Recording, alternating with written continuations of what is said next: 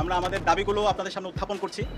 আমাদের 1 নম্বর দাবি, আমাদের ভাই উসমান হাদির উপর গুলিবর্ষণের সঙ্গে জড়িত প্রত্যক্ষ হামলাকারী, পরিকল্পনাকারী ও সহায়তাকারী সকল সন্ত্রাসীদেরকে গ্রেপ্তার করতে হবে।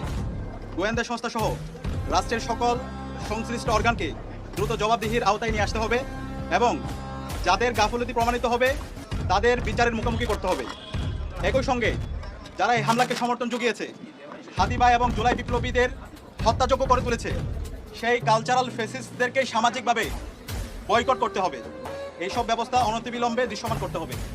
2 নম্বর দাবি, আগামী 48 ঘন্টার মধ্যে নিষিদ্ধ লীগের বিরুদ্ধে এলাকাভিত্তিক চিরুনি অভিযান শুরু করতে হবে। নিষিদ্ধ ঘোষিত সংগঠনের বিভিন্ন স্তরের সকল সন্ত্রাসীদেরকে গ্রেপ্তার করতে হবে এবং সব ধরনের অবৈধ অস্ত্র উদ্ধার করতে হবে। এই বিষয়ে সরকারের অবহেলা আমরা সহ্য করব না। 3 নম্বর দাবি, ভারতীয় আধিপত্যবাদের বিরুদ্ধে প্রথম ও অপরিহার্য পদক্ষেপ হিসেবে খুনি হাসিনাকে দেশে ফিরিয়ে এনে তার বিরুদ্ধে মানবতা বিরোধী অপরাধে প্রদত্ত রায় কার্যকর করতে হবে। গণহত্যাকারী সন্ত্রাসীদের আশ্রয় দেওয়ার প্রতিবাদে ভারতের সঙ্গে কূটনৈতিক সম্পর্ক পুনর্বিবেচনা করতে হবে।